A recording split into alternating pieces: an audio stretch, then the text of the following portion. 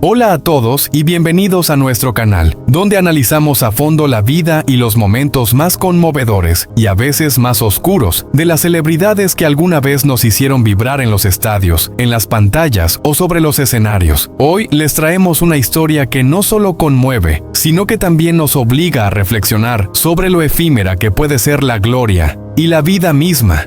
Este lunes, en la tranquila ciudad de Ginebra, Suiza, no solo se disputará un partido de fútbol femenino entre Portugal e Italia, en el marco del Campeonato de Europa. Este no será un simple encuentro deportivo. Este partido cargará con un peso emocional inmenso, pues estará precedido por dos homenajes profundamente simbólicos a dos figuras que marcaron la historia reciente del fútbol portugués, Diogo Jota y André Silva, quienes fallecieron trágicamente el jueves pasado. Lo que debía ser una semana de fiesta deportiva y pasión por el fútbol se tiñó de luto y recogimiento. Las noticias sobre la repentina muerte de Jota y Silva sacudieron no solo al mundo del deporte, sino también a millones de aficionados que aún no logran comprender cómo, en cuestión de horas, dos estrellas en plena madurez profesional y personal pueden desaparecer sin dejar más que un profundo vacío. Pero más allá del duelo colectivo, lo que está ocurriendo ahora y lo que se vivirá este lunes en el estadio suizo es un fenómeno social digno de análisis, el intento de transformar el dolor en memoria, el fútbol en ritual y el recuerdo en una forma de resistencia emocional ante lo irreversible. ¿Qué hay detrás del homenaje? En los últimos años, el fútbol ha dejado de ser simplemente un deporte para convertirse en una manifestación cultural de alcance global. Y cuando una figura como Diogo Jota, de apenas 28 años, cae de forma tan inesperada, el impacto no solo golpea a los suyos, sino que se proyecta en miles de vidas que se identificaron con su talento, su esfuerzo y su cercanía. Jota no era solo un delantero explosivo de Liverpool o una pieza clave en la selección portuguesa. Era un símbolo de una generación que creció en medio de presiones mediáticas y redes sociales implacables, pero que aún así lograba brillar. Su sonrisa después de un gol, sus gestos con los compañeros, su humildad fuera del campo, todo eso construía un ídolo accesible, casi familiar. André Silva, por su parte, representaba algo distinto pero complementario: la resiliencia. A lo largo de su carrera pasó por altos y bajos, por clubes y países, pero siempre regresaba con fuerza. Su capacidad de reinvención, su compromiso con la selección y su serenidad al hablar frente a las cámaras lo convirtieron en un modelo de templanza. Perderlos al mismo tiempo es, sencillamente, devastador. La ceremonia del lunes. Mucho más que fútbol. La Federación Portuguesa de Fútbol anunció que el encuentro del lunes será abierto con un minuto de silencio, seguido por la proyección de imágenes inéditas de ambos jugadores sobre las pantallas del estadio. Las jugadoras de la selección portuguesa portarán brazaletes negros y al finalizar el encuentro se espera una rueda de prensa especial, donde varias figuras del fútbol femenino compartirán recuerdos personales con Jota y Silva. Pero ¿por qué un homenaje en el marco del fútbol femenino? Porque el dolor, cuando es auténtico, no reconoce géneros, porque el fútbol, si quiere crecer como comunidad, necesita asumir que cada pérdida toca a todos, porque las mujeres que hoy representan a Portugal en la cancha también crecieron admirando a esos dos hombres, también compartieron entrenamientos, también lloraron con las noticias del jueves. Además, este gesto representa un nuevo paradigma en el deporte. La sensibilidad y la memoria colectiva comienzan a ocupar un lugar tan importante como los goles o los trofeos. Ya no se trata solo de ganar, sino de no olvidar. El duelo en las redes, del homenaje al juicio público. Como era de esperar, la muerte de Jota y Silva generó un auténtico terremoto emocional en las redes sociales. Miles de mensajes inundaron Twitter, Instagram y TikTok. La mayoría expresaba dolor genuino, agradecimiento, incredulidad. Pero también aparecieron voces críticas, teorías conspirativas y un debate inevitable sobre la salud mental de los jugadores, las presiones del alto rendimiento y los vacíos de los sistemas de apoyo. Un detalle que pocos notaron: en las últimas semanas, tanto Jota como Silva habían reducido notablemente su actividad pública. Sus publicaciones eran esporádicas, con un tono más reflexivo que antes. ¿Fue una señal de alerta que nadie supo leer? ¿O simplemente coincidencias en medio del agotamiento de temporada? Lo cierto es que este tipo de tragedias reabren una herida crónica en el fútbol moderno: el precio del éxito. En una industria donde los contratos millonarios y las expectativas desmedidas se entrecruzan con la fragilidad humana, ¿quién cuida al ídolo? Odio asesino, familias rotas, legados eternos. Mientras la atención mediática se concentra en Ginebra y el estadio se prepara para un evento sin precedentes, las familias de Diogo Jota y Andrés Silva viven su propio calvario. Es fácil olvidar, entre titulares y tribunas llenas, que detrás de cada futbolista hay hijos, padres, hermanos que jamás volverán a abrazarlos. Según fuentes cercanas, ambos jugadores estaban involucrados activamente en causas sociales. Jota impulsaba programas para niños desfavorecidos en Oporto, mientras Silva había financiado recientemente una clínica de salud mental para jóvenes deportistas. Eran más que futbolistas, eran ciudadanos comprometidos, hombres sensibles, seres humanos que entendían que la fama es efímera, pero la huella que dejas puede ser eterna. Este lunes, cuando las jugadoras portuguesas salten al campo, no lo harán solo para ganar, lo harán para honrar, para decir que el fútbol también es memoria, que los ídolos no mueren si sabemos recordarlos. La ceremonia en Suiza no será solo un acto simbólico, será una declaración pública de que el dolor puede canalizarse en homenaje, que la pérdida puede transformarse en lucha por un deporte más humano, más consciente, más justo. Y quizá en ese instante en que se apague el estadio y solo suenen los aplausos del minuto de silencio, millones de personas en casa, frente al televisor, comprendan que Jota y Silva ya no están, pero tampoco se han ido del todo. El silencio roto por el humo. Portugal se rinde ante Diogo Jota con un homenaje cargado de duelo y dignidad. En una Europa atónita ante la repentina pérdida de una de sus figuras más carismáticas, el fútbol portugués se encuentra, por primera vez en muchos años, jugando no solo por la gloria, sino también por la memoria. Y no por una memoria cualquiera, sino por la de Diogo Jota, aquel delantero incansable que con apenas 28 años dejó de latir junto a su hermano Andrés Silva en un trágico accidente de tráfico en Zamora, España. Era jueves por la mañana, aún con el cielo cubierto de niebla, cuando la noticia se propagó como fuego en campo seco. 2 hermanos, 2 vidas, 2 promesas, se apagaban para siempre en la autopista A52. Este no es solo un drama familiar, ni siquiera exclusivamente un drama nacional. Es un estremecimiento que sacude las entrañas del deporte europeo, que recuerda, con una dureza que corta el aliento, que detrás de cada ídolo hay un ser humano frágil, sujeto al mismo destino que todos nosotros. Y es por eso que la Federación Portuguesa de Fútbol, bajo el liderazgo de Pedro Proença, ha decidido actuar con la elegancia de lo simbólico y la firmeza de lo emocional. Con voz quebrada y mirada firme, Proença anunció desde la sede de la Federación lo que no fue solo una iniciativa institucional, sino una respuesta casi visceral a la pérdida. Nuestros jugadores entrarán al campo luciendo camisetas con el nombre de Diogo Jota, envueltos en una nube negra, un humo simbólico que acompañará sus pasos, recordando el duelo que nos cubre. Estas palabras, lejos de ser un protocolo hueco, revelan la profundidad de un país sumido en la consternación. Porque el humo no será solo un efecto escénico, será una presencia casi fúnebre, una manifestación visual de un dolor colectivo. En la entrada al estadio, se dibujará esa silueta sombría que acompaña a los que siguen en pie, pero con el corazón roto. Y aún hay más. No se trata únicamente de una evocación estática del pasado. El partido frente a Italia, segundo de la fase de grupos de la UEFA, será el verdadero escenario donde los compañeros de Jota y los ojos de todo un continente intentarán transformar la tristeza en impulso. Confío en que los jugadores responderán con una reacción muy positiva, expresó Pedro Proenza. Pero la pregunta no es si jugarán bien, sino ¿cómo lo harán?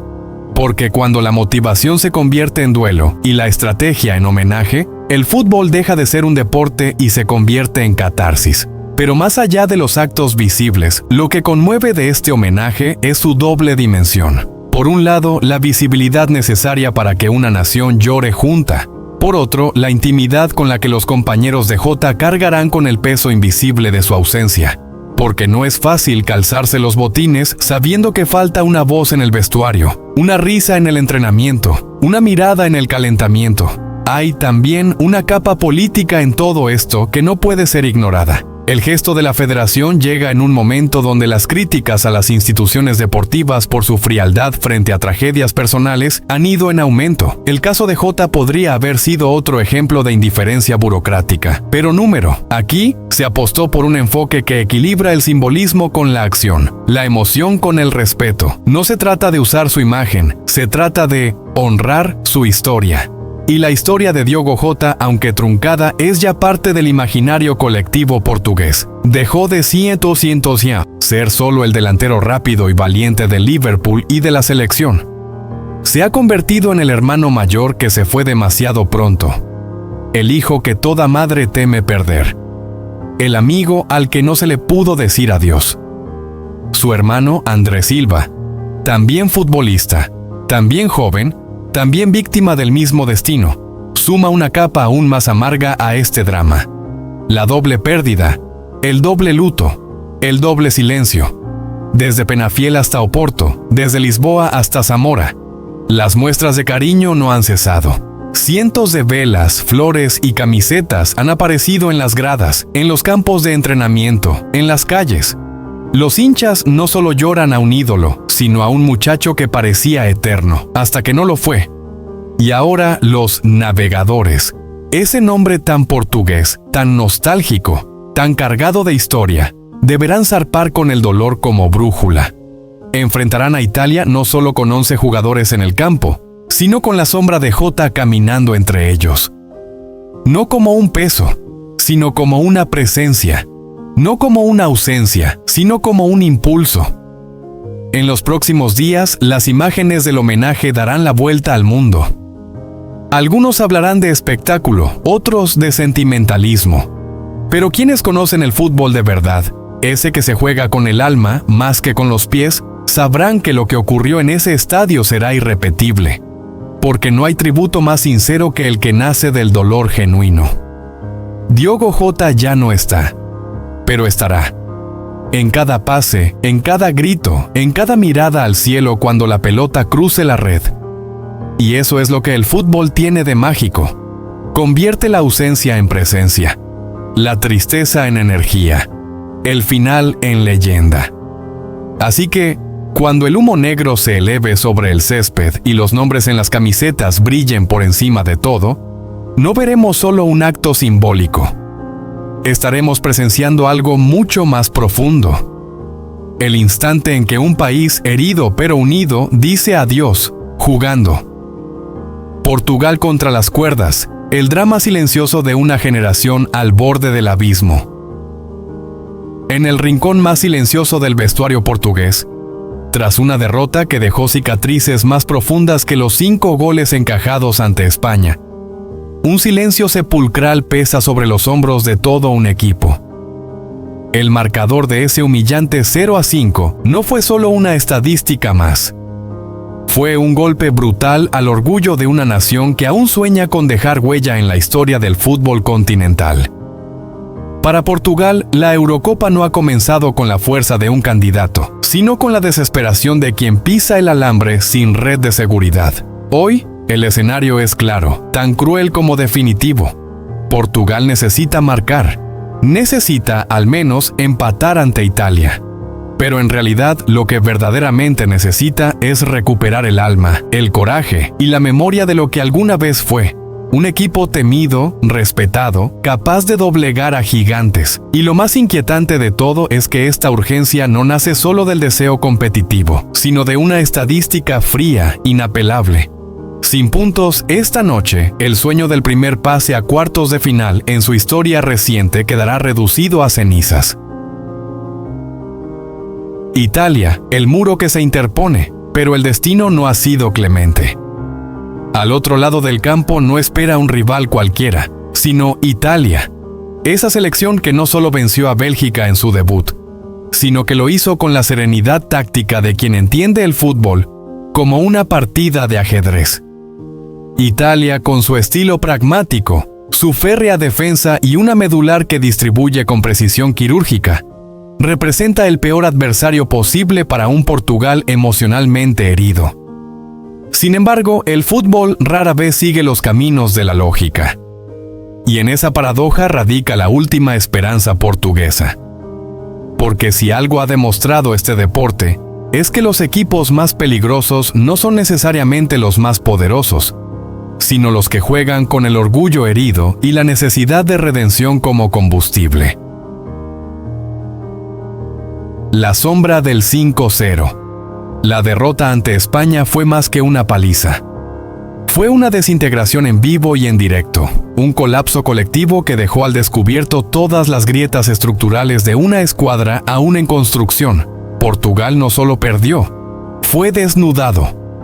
Su medio campo fue inexistente, su defensa un colador y su delantera una silueta borrosa de lo que alguna vez prometió ser.